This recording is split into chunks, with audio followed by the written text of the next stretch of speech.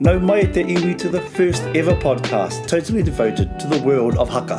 I'm your host, Kawariki Morgan, tutor, composer and kaitātaki of Ngātu Manako. In this episode, I'll be yarning to the amazing Pere Wihongi, tutor and composer of Te Kapahaka o Angitu. We'll be talking about their experiences, mentors and aspirations for the future of haka. Haka Live Podcast. Let's go! Kei tuku hoa Pere. Kei te manuti ori, te korokoro tui, anō nei, ko pania tō korokoro e te hino, te korimako, te kai, tito waiata, whakaihihi te tangata tēnā koe nau mai ki tō tāua kaupapa. Kawa e te hoa maura, tēnā koe, tēnā tāua.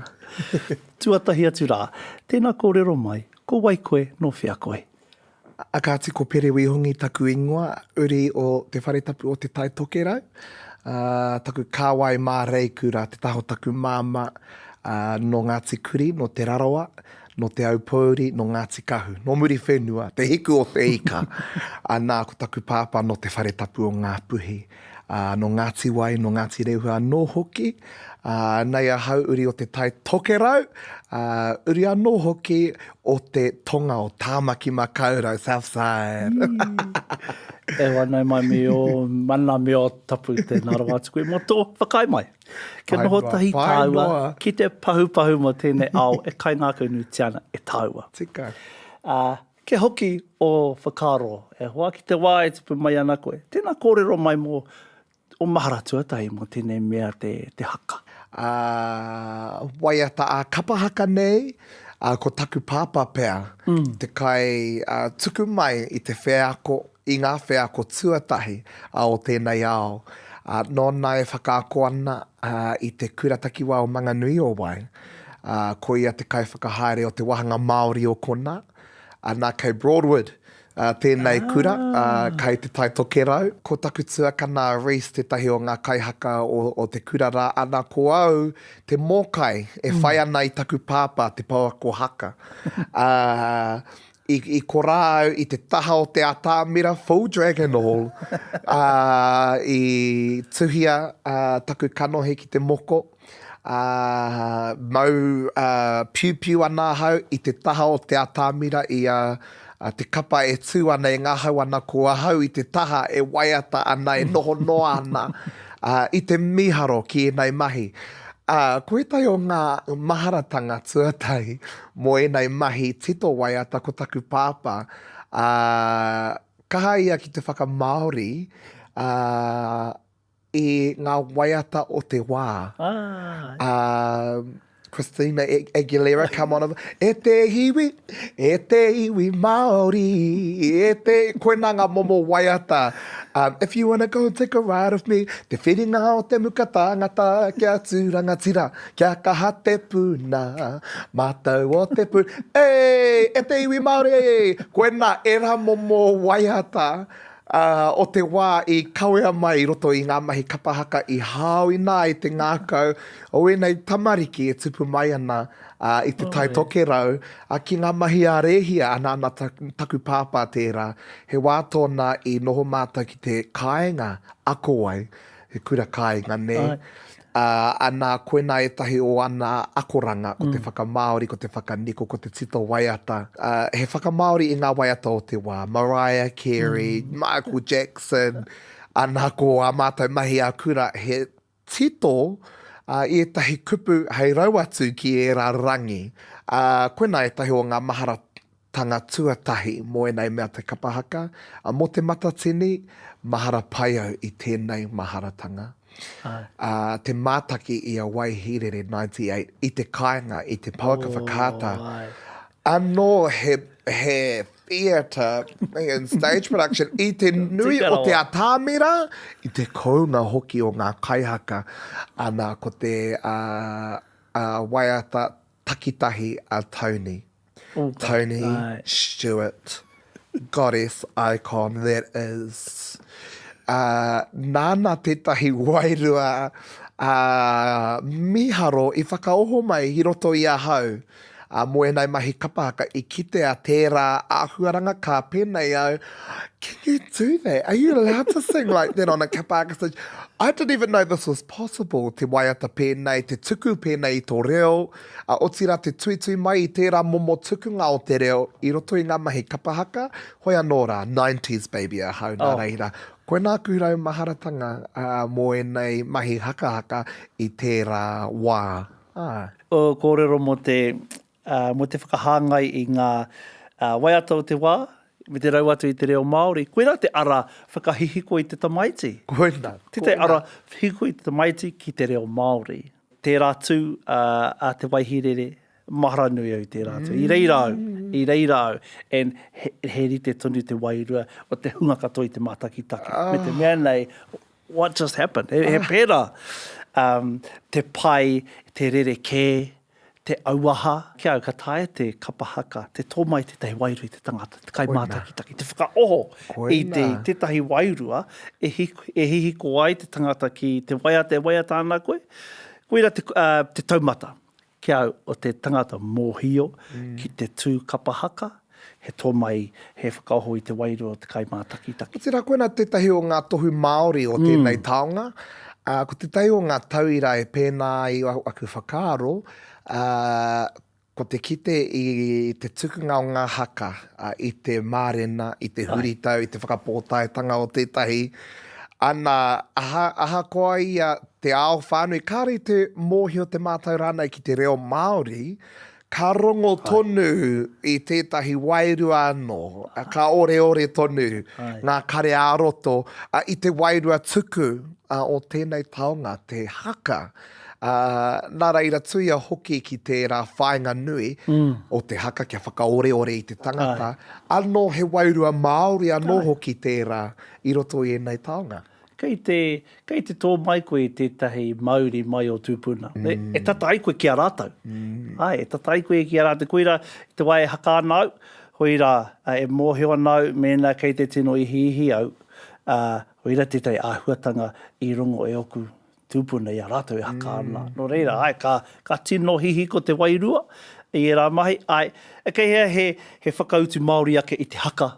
Mēnā koe e hari ana. Kia au nei, koeira tētai whakautu. Hei whakanui te tangata. Kāre ko atu I te haka. Kia au nei. Tika. Heoi, kia hoki ki o mahara mo tēnei mea te haka. Ka kuhu koe ki ngā mahi whakataitai. Ko te... I timata mai whē I te kuratuarua pēr, tēnā kōrero mo aua whea kora I a koe te kuratuarua. Tika, I whakawhiti mai taku whānau I te taitokerau ki te tonga o tāmaki. I kuhu atu mātou, ko taku tuahine, ko taku tuakana nō hoki ki te kura kaupapa Māori arohe o Māngere. Nā koe. Nā taku tau tuatahi ki te kura, kuhu atu mātou ki ngā whakataetai a motu, ko te manu kaimiro kura tuatahi. Nā tēnei whakataetai I hopu. Taku whakataetai a motu tuatahi tērā, kura tuatahi. Kare mōhio I tai tuaha mātou, hoi anō rā, ko te whainga nui, ko te whehako. Ko te tōtō mai I ngā whehako. Ana, a tua hoki ki tērā, I whakaaweawe tonu ahau, e ngā kapa pēnei a manutuke, I a rua toki, nā reira I ki te tonu, he taumata anō ka taia e te tamaiti Māori, kia pēra rawa te kounga, te pakari, taku mātaki atu I a rātau. I te kuinga atu ki te wharekura, I kona, actually, I tito, I tuai au hei pauako whakaako waiata I taku tau, iau e tau waru ana.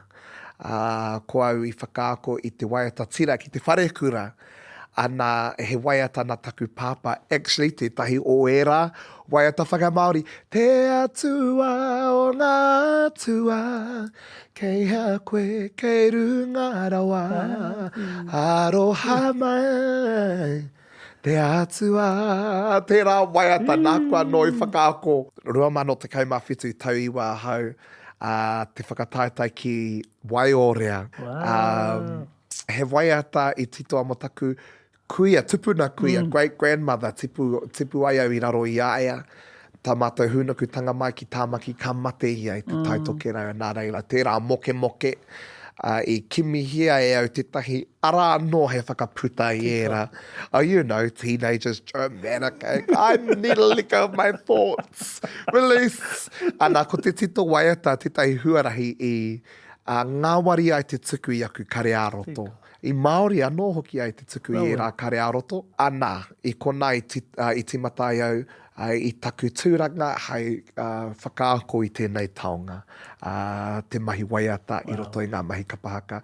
Ana, kuhu atu ai mātou. Actually, tau o te kaumātahi, i qualify tuatahi mātou. Te whare kura ho Māngere. Rua mano te rua mano māiwa. Oh, I'm giving my age away here.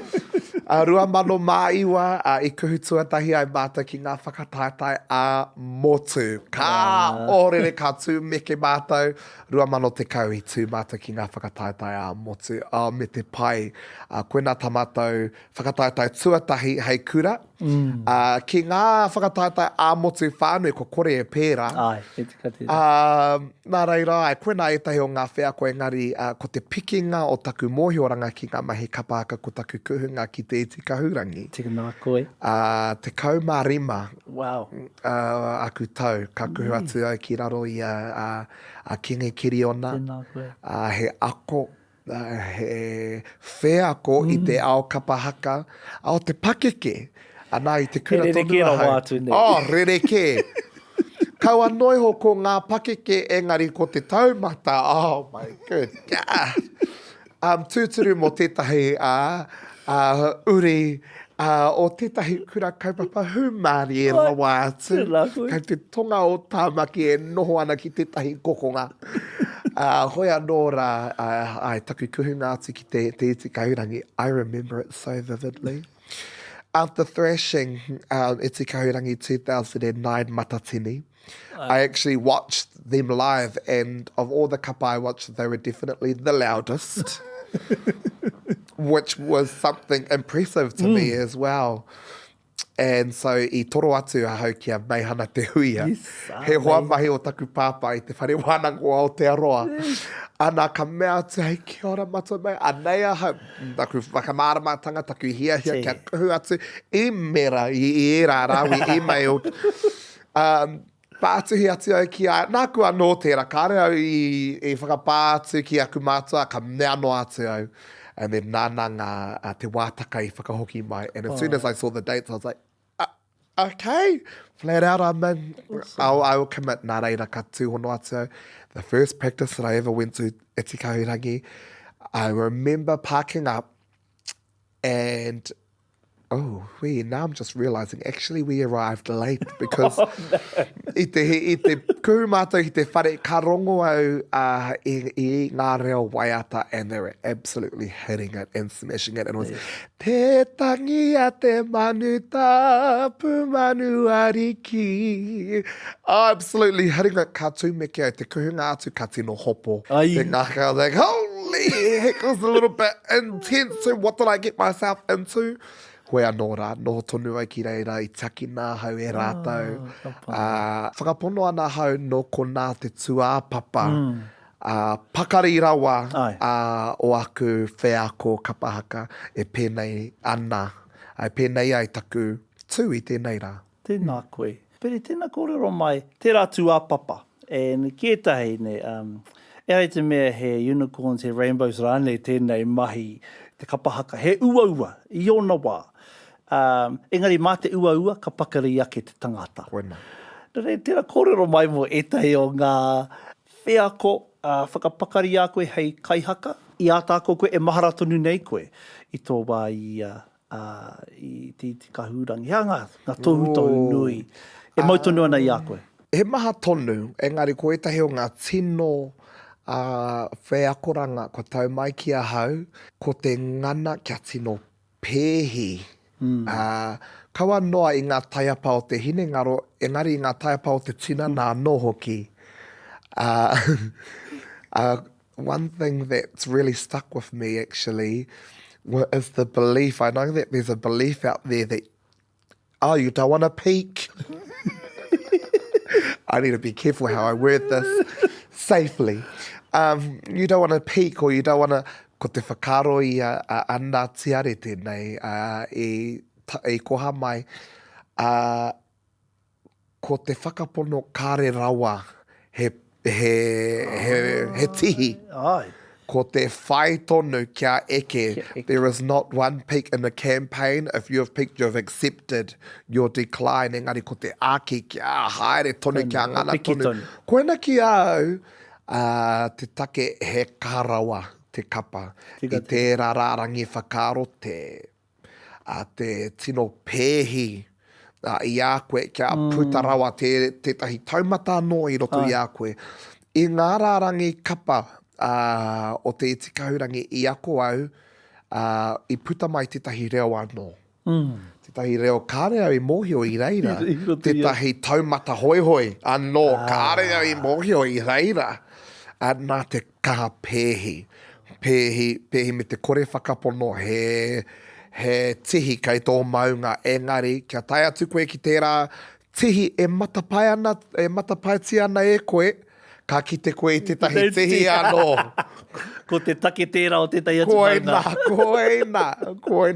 Koena tētahi o ngā whea koranga. Mō te taha ki te whakaako. One thing I learned is the power of dropping the item and how you're inspiring your kapa from that first impression.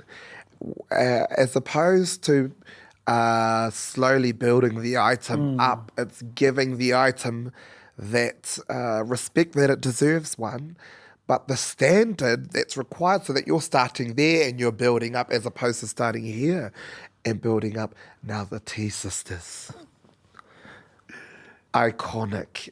Tika. The Tea Sisters vocal sessions are just absolutely engaging. They're invigorating. They have such a different energy when they're teaching their items, and the way they teach their vocal sessions, and the way they articulate even how to vocalize certain lines and words, their references. And then the energy that they give when they're teaching their item. Ki au, he mea nui tērā wairua tuku, I tō taonga, I tētahi titonga waiata, ina rā hoki, kei a koe te haepapa nui ki te whakaokiko mai I tērā tuhinga, I tērā waiata. Ko tāna kounga, kei a koe. Kei a koe tonu te haepapa mo tāna pitomata, o tira mo te pēhea o tana whakaputa mai ki te ao, kiko. And it was there. I was always engaged. I was always in awe as well of the energy and what it took. Manawaroa Taina Kore. She is just such an energetic soul, and the way she teaches, it actually has inspired a lot of the way I also teach waiata, kapahaka, and also giving it requires so much energy. Yes. It's not just do this line here, this line here. Nā, Bob, tētahi o ngā kōrero karangona I te ao Haka. Don't tell me. Show me. Show me. That's it. So when you're teaching the item, exemplify it to it. Because then it makes it easier as a kaihaka to parrot or to repeat or to even attempt that, as opposed to just giving them the direction and hoping that they can, create it. Hoi anō. Ko ēnei momo akoranga I tau mai nā taku kuhu atu ki tēnā whānau oku a te itikahurangi. Tēnā koe. Au era. Kia ko itikahurangi tēnei, tētahi kapa. Kāre mataku, ne? Kāre mataku ki te ki te pehi, ki te tūraki rānei au a paitara. Whakapono ana, kāre, tēnei kupu te mataku, kua rāhui. Kua rāhui, kua pare a tērā kupu, tērā whakaro. It's not even in their dictionary. Ana ko kingi te tohu nui o tērā, nāna te āki nui mai. Kaua noa mo aku mahi kapaka, mahi manu kōrero anō hoki. Te āta whakakoi I te hine ngaro. Ki te whāo I te kupu. Mō tēnei mea te tito waiata, te kauhau, te tuitui kōrero. Kia au nei koe a tētahi o ngā tino iho pūmanawa I roto I taku ao kapahaka.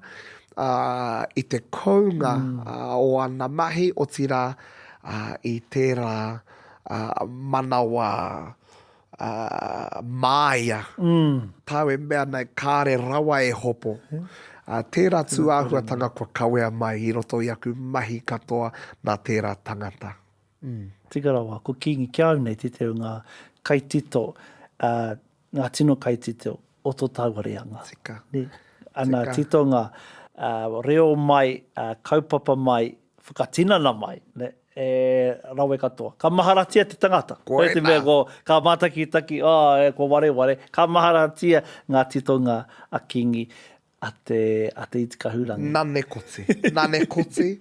Tana titahi o ngā maharatanga pai, ngā traditions pai. Ka tau ki taku ngā kau ko te wā, ka whakamāramatia ngā scripts. Tigana, koe. He whea koa nō tērā to sit in a session with Kingi Kiriona explaining the translations, the whakamāramatanga to the compositions. Orgasmic. Absolutely orgasmic. A-W-E, orgasmic. E te iwi, kei pōhe, te auachi. Ka. Hoi anō, tērā momo āhuatanga, tana kaunga I roto I te reo Māori me te reo Pākehā nō hoki. He pūkenga, nui rawa tērā, nui rawa, linguist. True linguist, true genius, apart. O tira, you have to be a genius to be a cow on a matatini stage, eh? You have to be of an eccentric type. To not only write about it, but to make a whole kapa get on all fours and moo. Whakapono. Me whakapono tō kapa ki a koe. And moo. Hoi anō rā, ko tētai o ngā akoranga o tērā wheako, I'm telling you right now, Kawa, I am not scared to be anything on the stage after that performance. I kona mātou, when the cow was dropped. Yes. When the cow was dropped. Actually, I'll take us one wānanga before that, when Paps was, he was trialling and erroring things, and he actually made us all get down on all fours and crawl in beats. And we were like, okay, what's going on here? And I was just like, okay, you flat out. Woohoo! Is this a game? We must be babies in the next one or something, crawling babies. And then what made my alarm start ringing is the look in Kingi's face. He was like, yes, that's it. And then alarms started ringing, and so we were actually very, very hesitant to return to the next wānanga. Ka tau mai tērā whakaeke, and it was just absolutely genius. The way it's worded, the way it's composed, the way that he's used kōrero tawhito, te tōtō mai te hitori, with land wars, which was a buzzword, which is a buzz kaupapa at the time. We were just igniting kaupapa pakanga iwi, commemorations of such. And so to grab that kaupapa but present it like this, that's a genius, I feel. Where everyone's going to the same kaupapa, I'll do that, but I'll present it in a way that nobody... That's either a good thing or a bad thing, but nobody will even consider. And the biggest lesson from that campaign, though, is trusting your tutor's vision. Me te mana nui o tērā whakapono. Koe nai tahi o ngā akoranga. And I bet we'll look back on this in 50 years, the cow. Aha koa I auaha I taua wāra, I rere kera wātu, ka hoki ngā mokopuna, ka mātakitaki ka muri mai kai te ngoki te katoa. I pēnā ngā tupuna! Mu! Tēnā koe rā mahara. E wā. Kia ko ke tāua. Ka ki tō kete, ne? Ngā kete i ngā wheako, i ngā koranga, i a koe i te tikahurangi. Why would you embark on creating your own team? Kōrero mai mo te whakatū. Wow. Mai te hāneane o te kaihaka ki ngā taumahatanga Such a o te... great question, Kawa. I was not expecting that one. I love it because I actually have never been asked that, especially within Pere. Before we even went to Kahungunu, actually the regionals before that, i whakamohiu atu ai kia kingi koe nei taku rauna whakamutuna. Went through regionals, I kuhu atu ki te matatini, mutuana te matatini ka mea tonu. Well, I already pre-warned you, so this doesn't come as a shock. Engari me wehe au I te kapa, I te hāneaneatanga. E rua ngā take I Pere taku whakatau, tuatahi ake ko te kite I aku I rā mutu o te iti kahurangi. E tupu mai ana. Tētahi reanga hau e tupu mai ana, kāre I whai tūranga I runga I te atāmira, te tūtahi me ora tau mātua. Tika. Kua hau, tonu e matapiko ana I ngā tūranga o te kapa I kitea hau I te wānanga whakamutunga o te matatini, I kitea hau I aku I rā mutu ka mohi o a hau, o ka pai noa tēnei whānau. Actually, whairawa. Ai. Whairawa tēnei whānau I te pakari o te anamata kai enei I rā mutu aku. Nā reira I mōhio au, me whakawāte au I enei tūranga, kia kuhu mai enei rangatahi. Ka kaua rātou mate ki te noho ki te taha I ngā kaupapa o te matatini. Me taku whakapono anō, kia hoki anō a hau ki tāmaki. A tōna wā anō pēr ko hoki a hau ki te kāinga. Engari mō tēnei wā ko te aroa hau ki te hapori Māori kai kone kai te taone nui I rawa atu. Pakari tonu te uru. Pakari ake nei, actually, me te huhua o ngā kapa no tō taua whare o Hoani Waititi Marae. Ka whai whakaro atu a hau ki te huhua kai ngā kokonga maha o tēnei taone nui o tāua. Kai te tonga, kai te puku o tāmaki, e hia kai ana ki enei taonga, kāre pia I te mōhio, ki te tūhono atu ki o rātou kapa āiwi.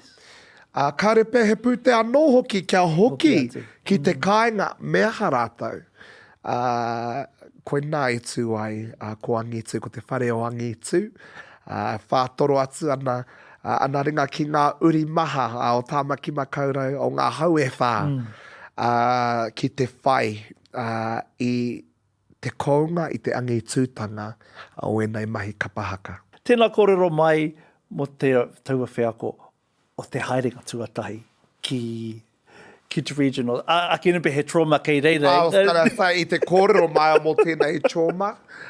Ko te painga o te hoki mai ki tāmaki I whai wāhi ai au I te tūtahi. Me taku tuahine, taku tuakana I tērā wā I te tūkeia mo ngā pōroto. Ana reira, anei mātou uri o te tai tokerau e paka ngāna. Ai ngā kapa o Waikato, o tō rohe tonu e kawa. Ana I tae te wā kia tūtahi ai mātou o tira. Tō mātou pāpā, a te kauri. Ai, te kauri. Nā reira, I whai rawa au, I tēnā wheako. Te kuhunga atu ki te whakataetae a rohe tuatahi, ko te tau 2018. I tērā wātoru, I tērā keme pēne, ka hanoa taku puta I Aotearoa ki kaupapa ke. Nā reira, kāre au tino whai wā ki te nohotahi I tēnā kapa, ko te whai I ngā pakiaka. A tari nei, a kapa nei, a whānau nei, koe nā te whainga nui, te whai te tuapapa o angitu. Hoi anō rā. Mahara pai ahau. I te wā tuku taonga. Nā me pono ahau. E rua, I ngā whakataetai arohe o tāmaki, e rua ngā wāhanga. Ko te wāhanga koanga, ko te wāhanga raumati. Nā ko te wāhanga koanga, koe nā ngā kapa ka whai wāhi atu ki te matatini. Anā ko te wāhanga raumati, koe nā ngā kapa kāre whai wāhi atu. Ko te wāhanga raumati ka whakapāhotia tuatahitia nen. Ka rongo mātou i te ingoa o angitu i te wāhanga raumati, ka mohio i ko rā tonu. I ko rā tonu kāre mātou e whai wāhi atu ki te matatini. Me te pauri. Me te pauri i te roa o te whakaharatau, o te ako. Pera tonu i e rā atu kapa. Engari i te rā wawata nui anō hoki. Kia kuhu atu tēnei kapa hau ki te matatini. Tērā taumahatanga o he rongo anō, he whakamā. He whakamā anō kei roto i tērā wheako. Engari, ko etahi o ngā hua reka, i puta i tērā whakatau, i whai wāhi atu ahau ki kapa ke.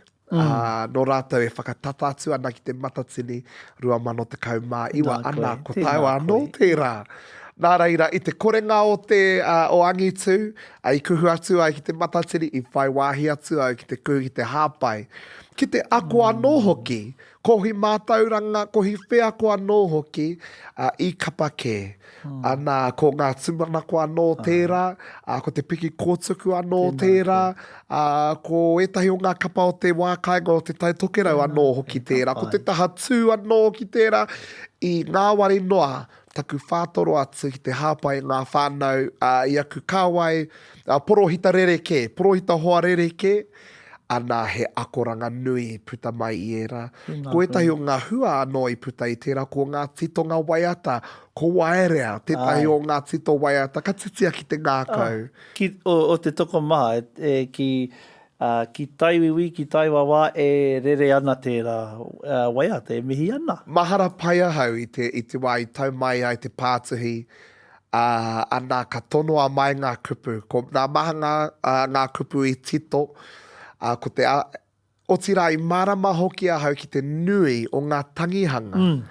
O hani Waititi Marae, tēnā tau nā rairahi i ngā wari noa, te tōtō mai i tērā wairua, i tērā rangi, ki enei kupu, ko whāwina kētia e mahanga, me te tuku i tērā taonga ki te kapa, he ngāwari, he pai, ka ora te ngākau te wairua, te mahitahi ki ngā kai haka koi.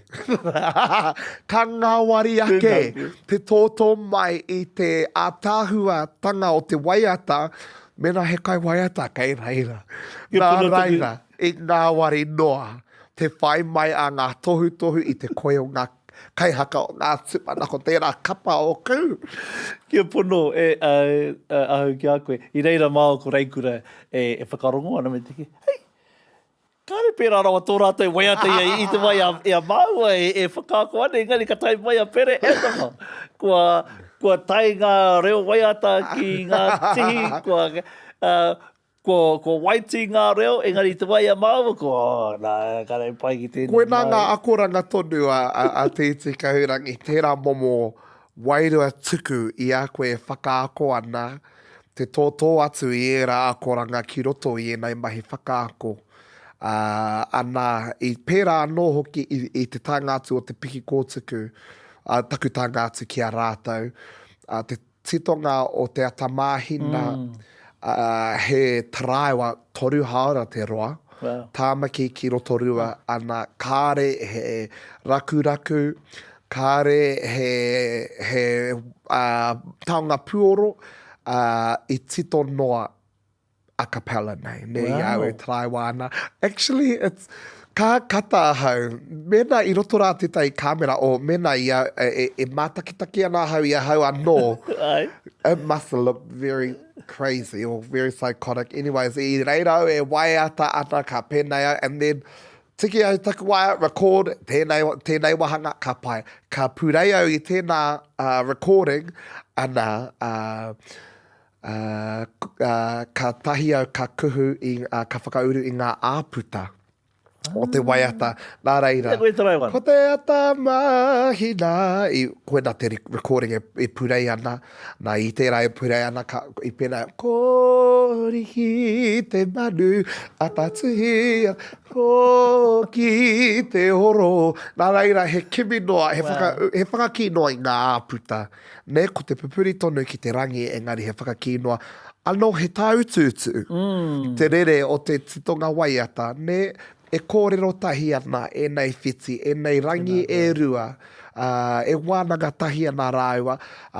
I te wāhanga tuatahi, ka whakātūria te ata māhina, wāhanga tuarua, ka whakātūria kōrihi te manu, nā tōna wāhanga tuatoru, ka kōrero tahi rāua, ka kani tahi rāua, ne?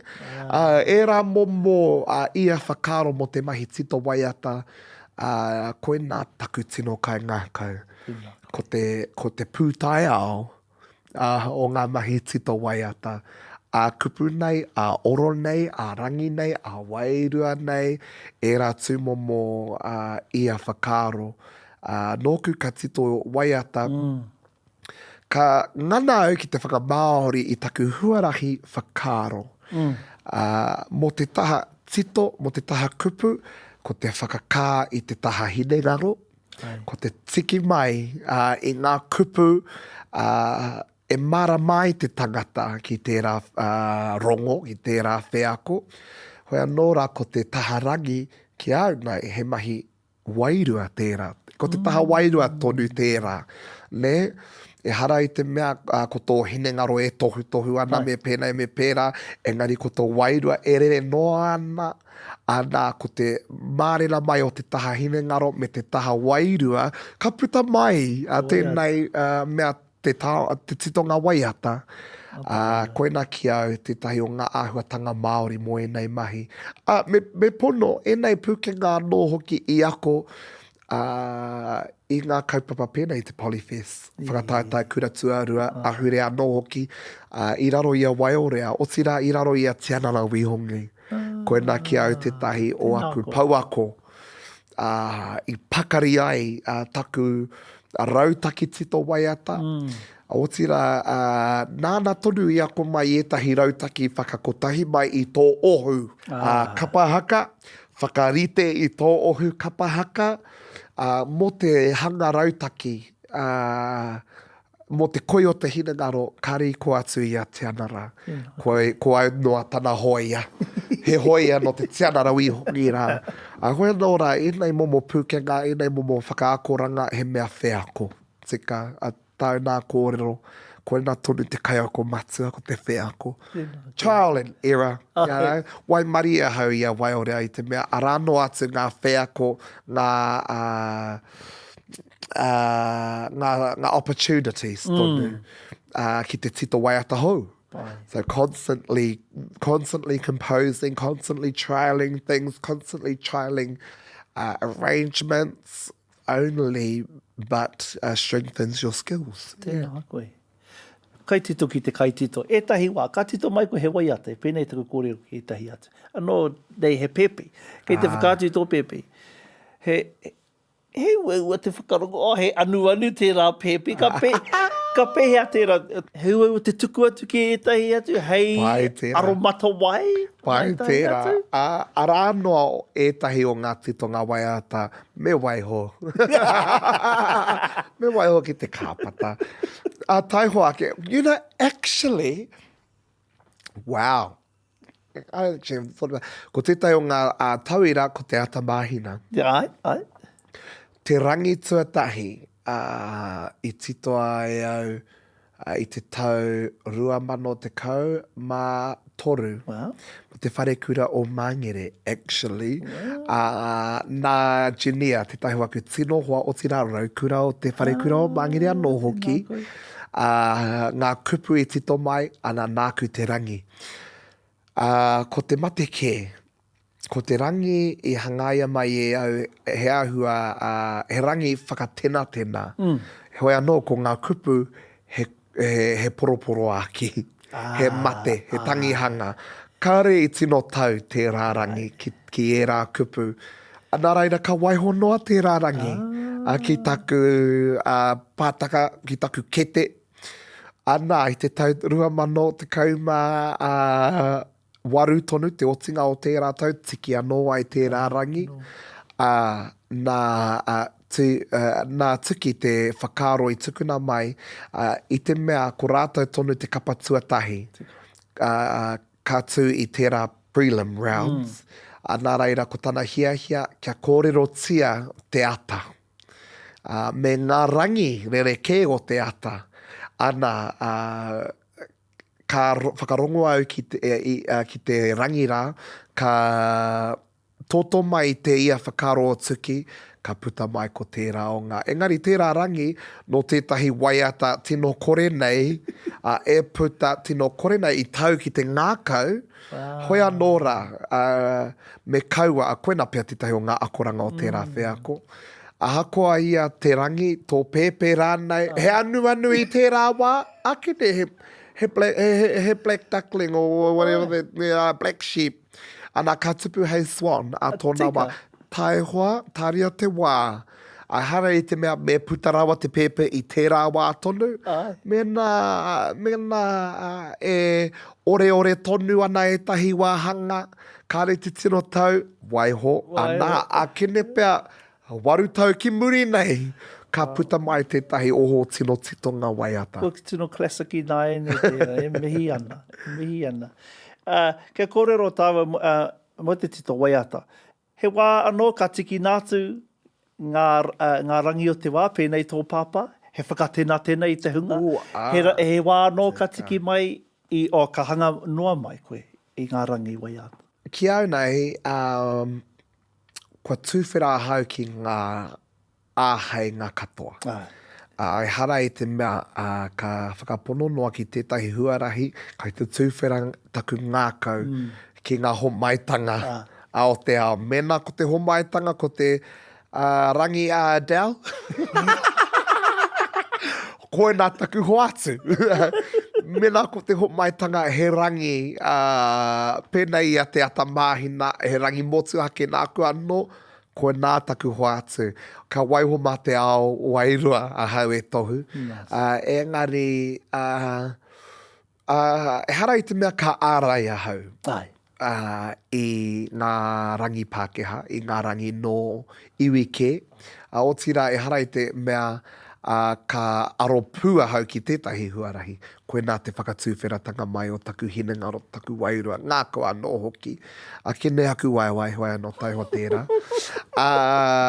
Mā te aha hoki i te kohi i era wheako. Hei whakatena tēnā i te tina nai te wairua, te hinengaro. Engari, he wā anō tōna ka whakahangai mai i era ao erua.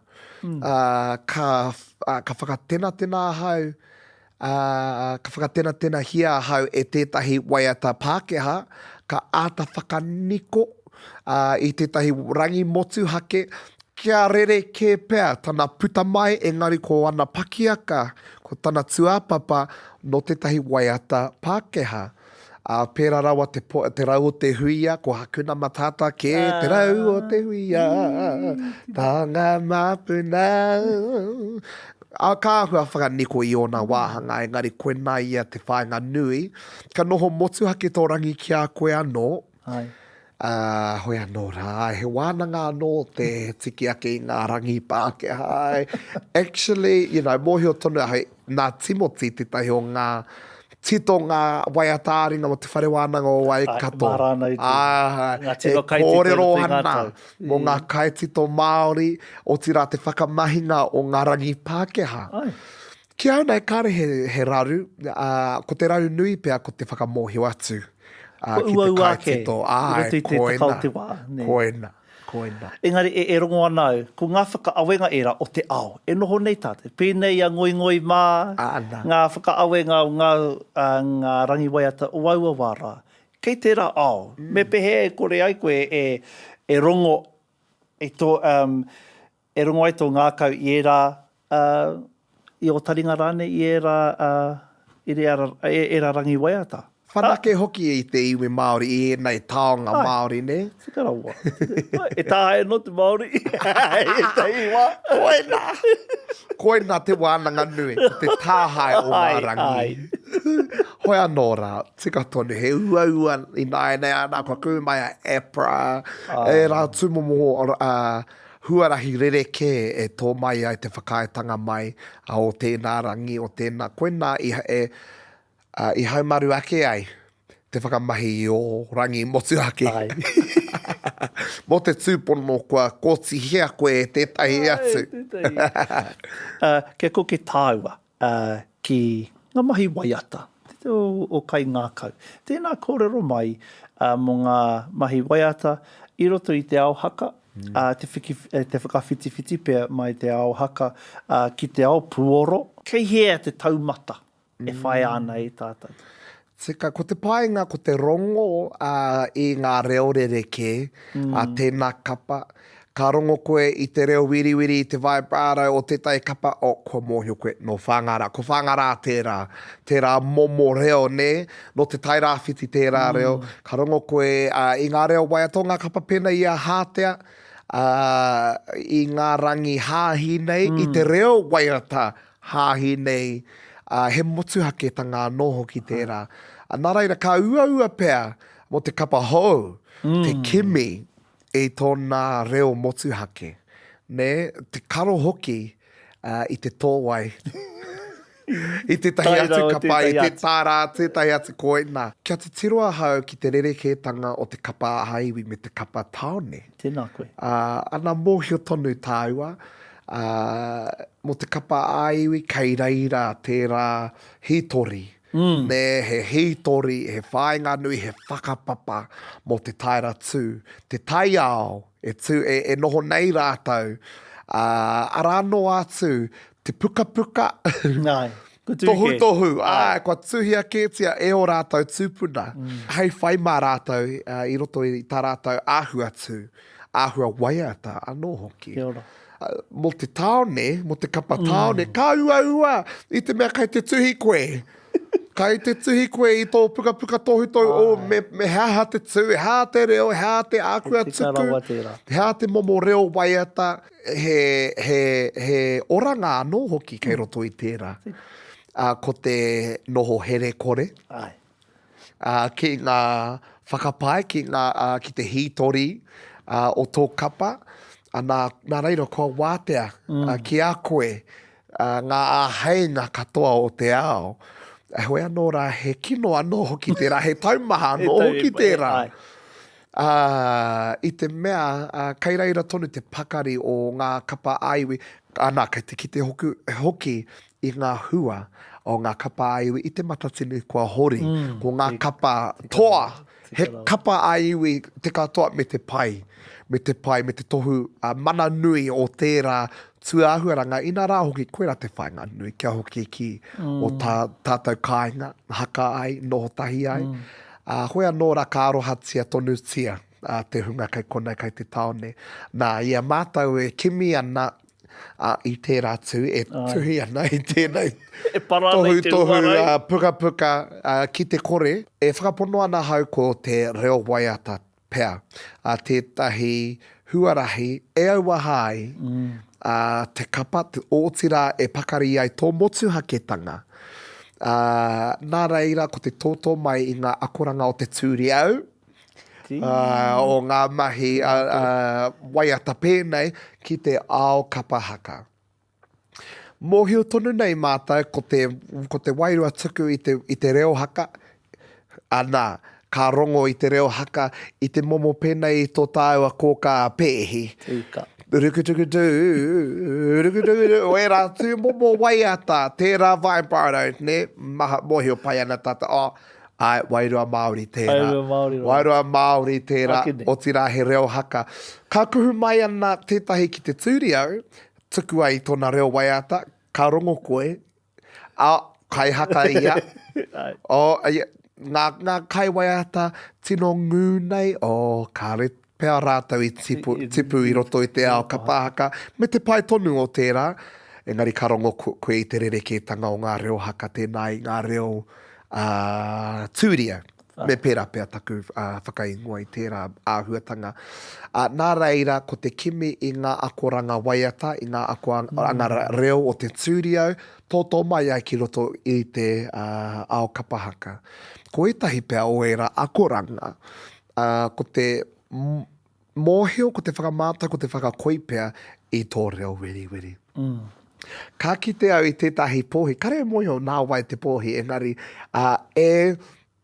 kōrero ana mō tō rātou hia kore, whakarongo ki te reo wiri, a te kai wai a te takitahi runga I te atamira kapahaka, me taku whakapono, he mea Māori tērā vai pārai, ahakoa ia, kore rongo ki wāhi ke, koe rā te pai, koe rā te motu haketanga o te reo waiata Māori. Tuia hoki ki tērā, hara I te mea I heke mai tērā reo wiri I te whakaro Pākehā I ngā mahi o tauiwi, engari he mea tuku iho mai. Ka rongo koe I tērā reo wiri I ngā karanga. Ka rongo koe I tērā momo vai pārau, tērā reo wiri I ngā mō tea. Nā reira, hara I te mea he āhuatanga tauiwi, he āhuatanga Māori tērā. Ko tāku, ko te atarapu, I ngā reo wiri rereke. Me te whakamaori I te whakamahinga o rā reo wiri I roto I ngā mahi waiata. Kia kaua noa tātou, mate ki te reo wiri kotahi. Ana, ko te tuku I tō rārangi, kā wiri ke te reo. Etahi wā, pai ke pēr kia iti noi ho te wiri. Etahi wā ka pai koe kia wiri kore, kia papatahi noa te tuku. I etahi wā, a kene ko ngā mea e rua. O ti ana tō rārangi, ka tapatahi, ka tahi ka kuhu mai ko tō reo wiri. E rā momo reo rereke he motu hake kia tātou.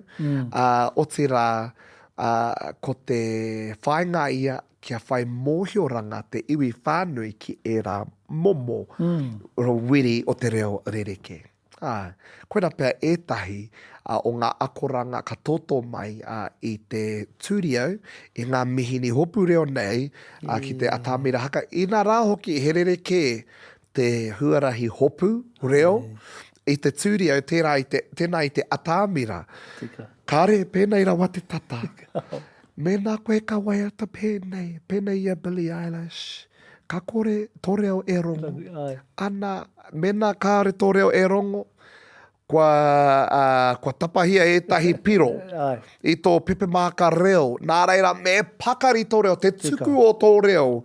Kia rongo, aotira, koe nā pēr te tahi o ngā rereke tanga. Atu I tō tuku I tō reo ko ngā mihini. E hopu nei tō reo. Ko wātea koe ki tō reo ko himu I roto I te tūreo. Ka kore rawa e pērā I runga I te atamira. Kei te āhua o te titonga waiata, engari koe nā e tahi o ngā rereke tanga o tēnā ao ki tēnei ao haka. Tēnā koe. Kia kōrero tāua mō te kapoangi tū. I tino eke I tēnei matatini herenga waka, herenga tangata, ki roto o tāua o tāmaki, me te whakahihi o te ngākau, kia koutou, Pere. E o whakaro mō tōtu, te ekenga ki tērā taumata, me ngā paitarahau e tūraki nāna e angitu. E whakātu ana I te āhuata I te huri o te ao. Whakaro tuatahi, ko te Māori nui I taumai kia mātou I te korenga o mātou I kuhu atu ki te matatini 2012. Ko te whakaro ia, me nā rānei ko te matatini tuatahi kei pōneke, ko te kohe pūtea, ko te rere atu, wai mari e mātou, ko tā mātou matatini tuatahi I konei, I te kāinga nei o tāmaki makaurau. Nā reira, kei heke atu he wāhi I tua atu I konei, e pakari ai tō mātou tū, o tira e hopo kore ai mātou ki te tuku I tēnei momo taira tū. Mohio tonu mātou me tūturu ki te ingoa o angitu. Kia kaua noa mātou e kuhu ki ngā kaupapa mō te kuhu noa, engari mō te eke ki ngā taumata angitu. 1 plus 1 equals 2. Me pērā tonu te aro te tuku. Hoi anō, mō tērā o ngā takatunga tuatahi, kare he takatunga I tuake atu. Te tūtahi me taku pāpā I te atamira o te matatini, kare rawa I matapai. Ka pērā ahau, o tira, ka pērā taku wai marie. He te tūtahi me taku pāpā, taku tuahine, taku tuakana, me aku tino hoa. He rongo anō tērā, tuia hoki ki tērā. Ko te tuku tuatahi I tēnei taonga o Angitu, me enei kohinga waiata, koenei pia te hōtaka tuatahi. Kua whāoina mai e au o tira e mātou te ohu, ki te matatini, I ōna rā kotahi noa te waiata, ki tēnā hōtaka, ki tēnā hōtaka, engari tukuna mai ki au, o tira kia mātou tērā haipapa nui, o tira tēnā wheako nui, ki te hanga mai I tētahi ao, I roto tonu I te 30 miniti. Te whakātu atu ki te iwi. Hoi anō, ko tētahi atu o ngā tino rongo Māori nei, rongo Waimarie nei anō hoki, ko te tū I roto I taku motu haketanga. Ko tētahi o ngā wero nui, o ngā oera atu, o ngā matatini, ko te tū tāne, me pono ahau. E hara I te mea he āhuatanga Māori, te tū taparahi, te whakakoi, I tō tinana, te whakamāro I tō tinana, o tira te whakamataku I a koe, te whakapakari I a koe, te whakakoi I a koe, e hara I te waira āhuatanga Māori tērā, ki au, kai mahara ka ngana tonu ahau, o tira ka eke tonu ahau, mena kai te hia tāne koe, kua tōtera kia hoi anō rā, I era rā, I eke tonu taku mai kia tū tāne ahau. Front row, actually, it's a kahurangi. Tits were out for the boys, you know. I tērā wā ana. I konei, ka mihi atu ahau ki taku tohunga kia Rob.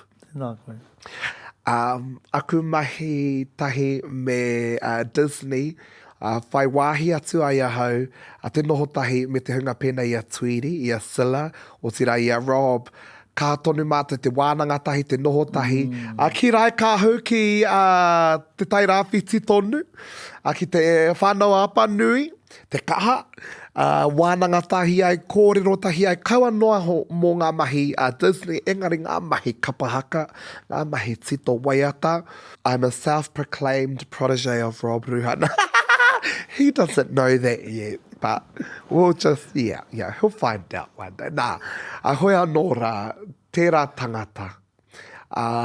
Nāna I tuku mai, tētahi pakari anō, kia whāia tēnā huarahi e au, te tū I roto I tēnei motu haketanga, I roto I a māua wānanga, kōrero tahi mo te hītori, o te matatini, mo te hītori o te āhua tū, tērā tangata, mo te mōhio, te hītori ki ngā tito ngā waiata rereke, kāre I ko atu, o tira, mō ana mahi tito waiata, ana mahi kai haka. Nā reira, wai maria hau te noho I raro I tērā tohunga, Rob Ruha. Mahara pai ahau I tā mātou rerenga ki Disney Studios, ki Hollywood rāno. Te rerenga atu, he wānanga te mahi nei I roto I te wakarere rangi a mātou e rere atu ana. I kona I tuku ai e au te whakaro, o tira I whakamohiotia taku hopo, taku āwangawanga nui. Tā maua ko tūhoe, āwangawanga nui, kia tū tāne, me te hia, te wawata nui, kia keme, kia rapu anō I tētahi tū motuhake kia māua, au tira I tētahi tū e kite ai, wamātou, māua I rā mutu o tira wa tātou rangatahi, I tētahi āhua tū rereke. I nā noa nei, kua kitea me pango rānei te tū a te tangata i runga i te atāmira kapahaka. Tēnei te tōtō mai i ngā tae o te uenuku, i waenga, i tērā, mā me te pango, e muramura ai te ao kapahaka. Ana nā Rob, tētahi kauhau, whakaaweawe nui I tuku mai ki au I tamatau rere ngātu. Me whakapono koe, hei aha atu e rā. O tira ko tana whakamohio mai te hitori. Hea e pēnei ai, I pēnei ai te tū a te wahine, te tū a te tāne. Hea I kore ai. Te tū a te hunga takawaenga. Mohio tonu ai tātou, katoa, te ao kapahaka kei te mohio tātou, ki tētahi. Uri o te whānau o te hapori uenuku kei tō hapori. Tētahi e whakamāna ki te tū, engari e hia kai ana. E hia kai ana ki enei taonga. Kei hea rātou, kei te whakaako poi rātou. Kei hea rātou, kei te rakuraku rātou. Kei hea rātou, kei te kihini, kei muri rātou. E whakamāna ki te tū. I roto I tēnei momo taira, ana I mōhio mai wa ko tūhoi. Ko tae te wā, o tira māwai tēnā huarahi, e whakapuare mai. E tatari noana mai wa, kia tae mai tētahi. Kua roa mai wa, e tatari ana. Ana I tērā wānanga I mōhio mai wa. Oh, whakene ko mai wa. Te kai whakapuare I tērā taira rereke, nā reira I tae mai tērā haipapa ki au. Wānanga nui, tahi me taku kapa, wānanga nui, heke ana a roimata, hotu ana te ngākau, te whakapāhotanga o tēnei hiakai. Nā rātou tonu maiwa I tautoko. I koena I pakari ai tā maiwa tū. Engari ko te awanga nui, ko e pērā tonu ana I te Regional 2018. Ko te puku mahi, ko te whakaheke tōta, ko te... whakapau kaha I mo te hianei marama, ono marama, kia tū ki te atamira, hāmenetia ai. I tētahi tokorua tagatāpui. Koena, me pono, koena te āwanga nui. He matapiko rānei tēnei whakatau. Kei te whakaro maiwa kia maiwa anō. Arano atu ngā taura wānanga I tae mai kia maiwa. Engari, nā te tautoko mai a te kapa, nā te tohu mai o mātou, tohu ngā o mātou, kai ako anō hoki I mōhio ai maiwa me tū, hoi anō me nā kātū me pakari rawa. Kaua noa e puta pati pai are he atu me te kani kori haere, engari me wana. Me wana tōtū. Ina rā hoki, mena ko nā te hia, kia kaua noa e aha e raku I te pito mata keria. Keria te kaua. Kaua e raku, kaua e whakatoi noa I te pito mata haui nā mai. Hoi anō rā, koe nā tetahi o ngā wānanga nui me taku... harikoa taku tau. Tērā mohi o koe I tērā momo hā. Tērā momo hā, kare mātou I hāmene, o tira ko ngā kōrero katoa. I hoki mai he pai. I ora, I kona I mohio ai māua, I tika tā mātou tū, I tika tērā whakatau. Tēnā roa atu koe hoa. Me tō maia. Ko rangatira te... Ko huri te au haka I a kōrua. I tā kōrua maia. E mihi ana te ngākau. Oh, me pono. Kare au I hia kia token taka. That's all with our koena te teo ngā kupu. You know, the token takas, they just do the poi and then you get them out in the end and do a bit of a butterfly and woo! And then finish there. No, we said if we're going to be doing the poi, we're doing the entire thing. We will not be tokenistic of the takatapuetanga. Also, we didn't want to be, the ones that like put ourselves right in the middle. So I'm like, we're tucking ourselves right, second row, right at the back. I te mea, nā te wahine, tēnei o ngā wahanga i te ao kapahaka nei. Koe nai te wāhanga o Akutita. Nā reira, ko tā maiwa noiho, he tautoko, he hype. I a rātau, katoa, kia pakari te tū. Engari, ko te kimi i tērā momo taira tū, tētahi o ngā mea nui. Ko te mau, we wore a maro. But it had a pipi over the top of it. So, our pake is actually made out of the maro fibres. Nā reira, kei te rongo toru i ngā awe rua, taira wā atu ki te ngangahu, ki te tūhei ngangahu i roto i te haka. Ko te whakahangai mai i ngā tūrereke, o tira me hāngai tonu ki te kaupapa.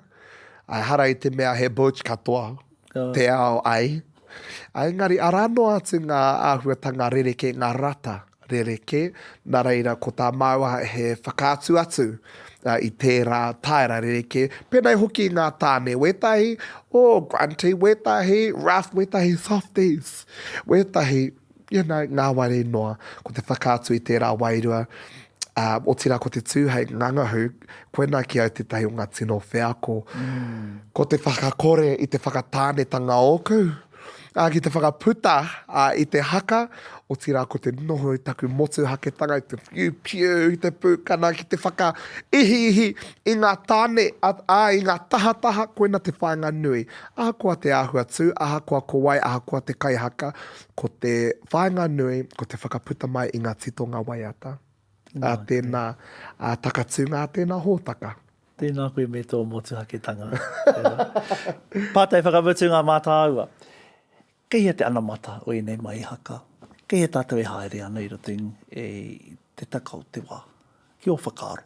Ko te mate kē, mena i tukuna mai tēnei pātai he toru tau ki muri, ka kore rawa e matapai ka pēnei te anamata. Nā reira, koia hau ki te matapai, he aha kei tua, mena i pēra rawa hau he toru tau ki muri nei. Hoi anō rā ko ngā wawata nui pēr, kia āta whānui haere ngā tauira motuhake o te ao kapahaka. Kia kaua tātou e noho i te hānea-neatanga o te pango me te mā, i te hānea-neatanga o tētahi taumata. Engari kia whanake ki taumata kē. Ko te wawata nui o angi tū, kia kuhu mai o wamātau pēpē ki te wheako, kai te kite mātau i te rongoā. E rongo nei e kapa kē te tūtahi mea rātau tamariki. Pēnei a ngā tūmanako, pēnei a te iti kahurangi, kia pērā noho ki te tuku i tērā wheako, i tērā rongo wairua ki aku kaihaka, me aku i rāmutu. Tērā wairua, auaha tērā wairua Māori, he rongoā anō, kua kite au i ngā hua o tērā rongoā. Nā reira ko te rongo i tērā wairua tētahi whanganui. O tira me pono, mō ngā mahi angitu, mo te taha pakihi, kia rapu i ngā wheako rereke. I ngā wāhi kāre anō, kia kuhu ai a kapahaka. Ko te tōtoa i te ao kapahaka, ki ngā wāhi pakihi katoa. Kaua noa mo te whakangahau, engari mo te whakahaere. I era wāhanga, mo te whakakanohi, i a Māori i roto i era ao. Ao waiata mai, ao matihiko mai, ahakoa ia te ao ko te rapu i ngā kokonga, i ngā roto, i ngā wāhi katoa. Kia muia pai e te kapahaka e nei taonga, o tira kia ora tonu e nei taonga i taku whakapono koe nei te rongoā o te ao Māori. Kaua noa mo te uri Māori, engari mo ngā iwi katoa o te ao. Kia ora roa atu koe, Pere, i era kōrero, i era wānanga. I hope I answered that one, jeez. Ka nui te mihi, ka nui te aroha e roa.